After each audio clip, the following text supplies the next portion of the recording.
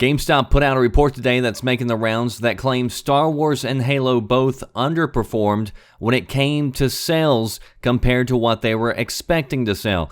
They then stated that they had no reason to believe that digital sales of these two games were any higher than any other average normal AAA game, which that means that would be in the neighborhood of 20 to 25% of sales being digital compared to physical.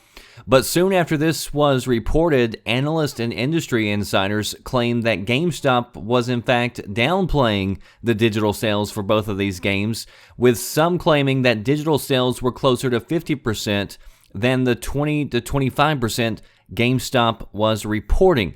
Here's one quote from an analyst at Cohen & Company who issued a note to their investors. They said, quote, "We especially have a hard time believing that Halo 5 digital sales remain in the 20 to 25% range, as GameStop management suggested on the sales call. Industry sources support our belief that Halo 5 digital sales were much closer to 50% of the units than the 20 to 25% GameStop is suggesting.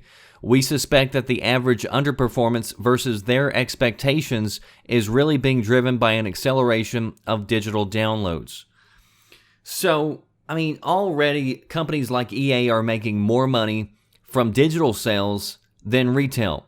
And this, of course, is going to beg the question people are going to ask, why in the world would GameStop downplay digital sales?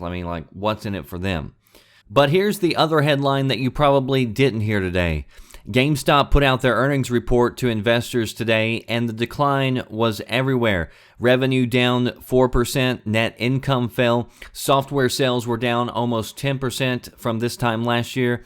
And if you're GameStop, the last thing that you want is for investors to believe that your business is becoming less relevant to the increase of people not needing to go to your store to purchase their goods.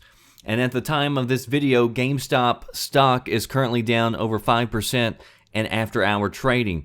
So, what are the true sales of these games? Who knows?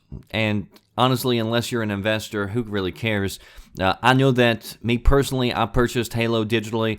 So did about 6 of my friends who we play together.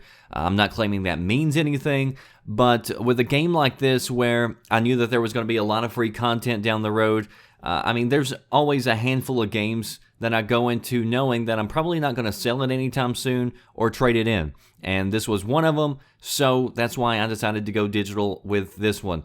But regardless of how the sales are, I'm still enjoying both Halo and Star Wars. I just wish there was more time to actually put into them. A lot of good games out right now and very little time. And it's a good problem to have if you're a gamer. If you want to read more about it, links down below.